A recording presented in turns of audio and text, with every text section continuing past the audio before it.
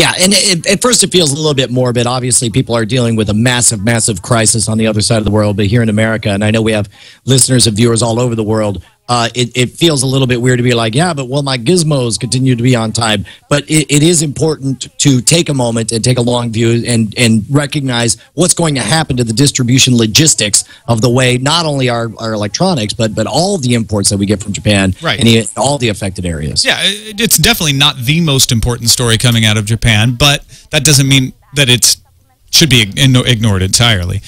Some other really good stories coming out of Japan. Engadget reports today that AT&T, Sprint, Verizon, Dish Networks, Comcast, and Cox Communications have all announced plans under which free calls can be made to Japan, and as well as free text messages in a lot of cases between now and March 31st. So, you know, for all the vitriol we were spewing at some of these companies earlier today, this is a good move, and I applaud them for it.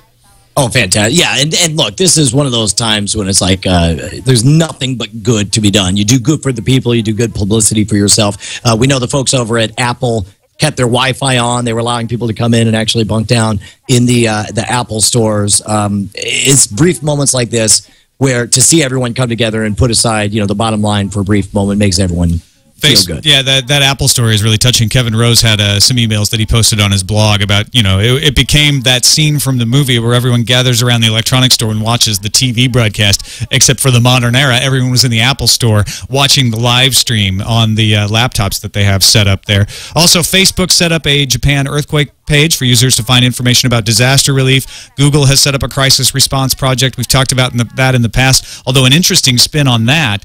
Google is now encouraging people to take photos of the posters with people's names with their cell phones and send them to an address tohoku.anpi.google@Picasa Web. And once sent, the photo will be automatically uploaded to the Picasa Web album where people can view this and keep track of each other. NTT Docomo, Japan's largest wireless carrier, has set up a database where you can enter the cell phone number of a person to confirm his or her safety. Just you know, a lot of coming together of businesses large and small in this effort to try to help people out.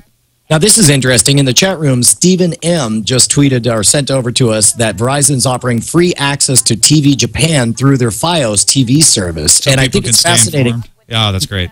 That we see, I think it's fascinating that we see how the interconnectedness of our society nowadays not only makes possible massive amounts of relief. We saw with the Red Cross donations, it's so super easy just to donate over your phone, but also in prevention of disaster. There was a recent tweet from Scientific American saying, and I forget the number, it was millions or billions of dollars were saved by proper planning and preparation for the tsunami. And in a case where time is of the essence, once you have an earthquake and you need to get the word out that we expect a massive tsunami to happen and you've got to get to high ground, then it matters that all of a sudden everyone in the country is carrying on them a mobile device that keeps them interconnected with the rest of the whole freaking globe. It would be amazing. I'm sure some fascinating academic articles years from now will come out talking about how different technology has essentially shaped this disaster, both in the avoidance of it and in the recovery of it.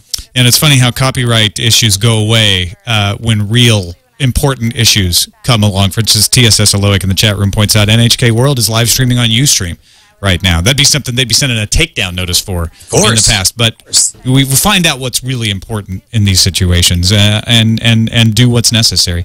Also, an interesting thing on the this is actually from Wired, talking about some of the games that were supposed to come out. We see this happen a lot when natural disasters come along. Games happen to have themes similar to the disaster, and everyone pulls them back. It's not zensorship. It's just saying, you know what, this is not the right time for this. So IREM will cease development on its PlayStation game Zettai Zetsume Toshi 4, City in a Desperate Situation.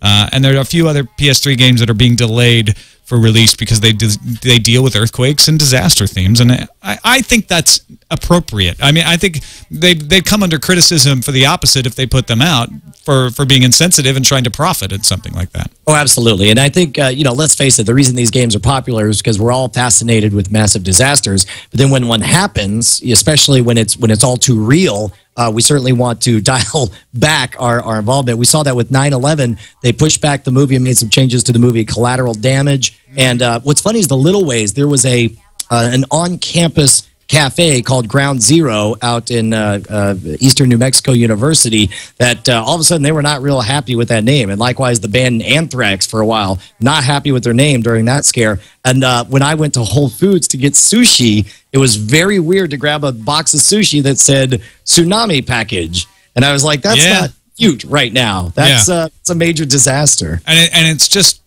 coincidence. It's just these things aren't planned that way, but then they strike us that way. Finally, before we get to some of the user feedback from listeners, there's a lot of discussion on the internet today about radiation risks, about what's happening at the nuclear reactors in Japan, and I want to point to Maggie Kurth Baker's post at Boing Boing.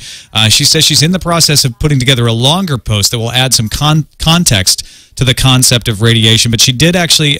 She's like, the nuclear scientists are a little busy right now. They're not responding to my emails because I'm not a priority. But she actually did get some good information from Dr. Catherine Higley, head of Oregon State University's Department of Nuclear Engineering and Radiation Health Physics.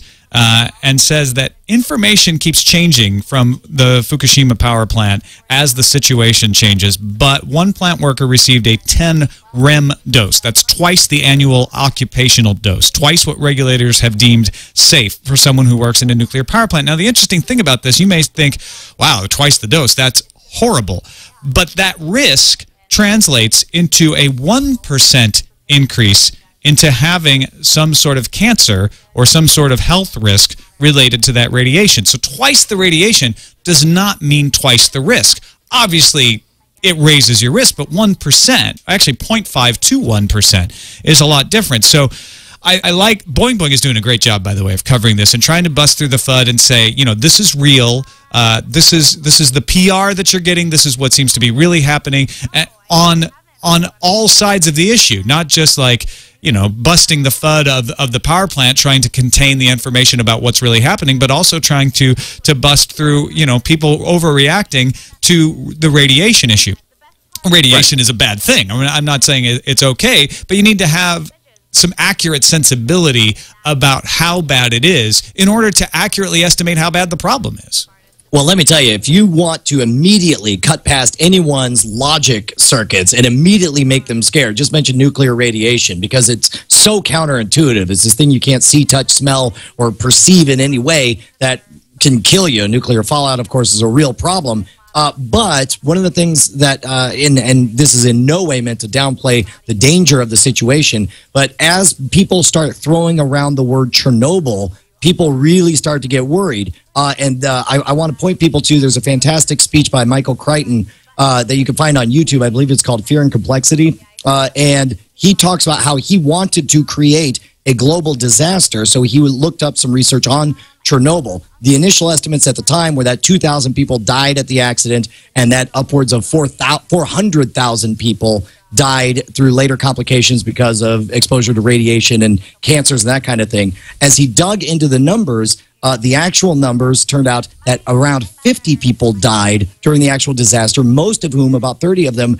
were fighting the fire live on the scene, and that's where they died. And that long-term cancers and infertility rates were such that basically only 4,000 to the day. Now, of course, the speech was written a while ago, and of course, there's some fact-checking to be done on that. But that is a massive difference from a perceived disaster to the actual number. And the one thing he points out that blew my mind was that the World Health Organization did a study on what the biggest impact of Chernobyl was, and they concluded that the number one negative impact of Chernobyl was not the radiation exposure, it was the perception of being told that you're going to die young, that you're going to be infertile, you can't have children, and that you've got nothing to live for. That's what caused the suicides and the early death rates and the unemployment and the malnutrition. And in this case, it wasn't that they were given bad radiation, they were given bad information. And as we do our next flirtation with this, it'll be interesting to see how our hyper-connected society tells the story of this potential nuclear disaster. And it's actually the same issue we run in and talking about politics. You run in and talking about radiation, where if you start to say, look, it's not as bad as they're saying, all of a sudden people say, so you're saying radiation is fine. So you're saying there's no risk. And that's not true. That is not what we're saying at all. Not at all. But there is, trying to find out what is the actual risk. There is a risk, But it's not helpful to say, like, it's radiation and therefore everyone's going to die. Because that doesn't help understand it either. Helpful. It's actively harmful.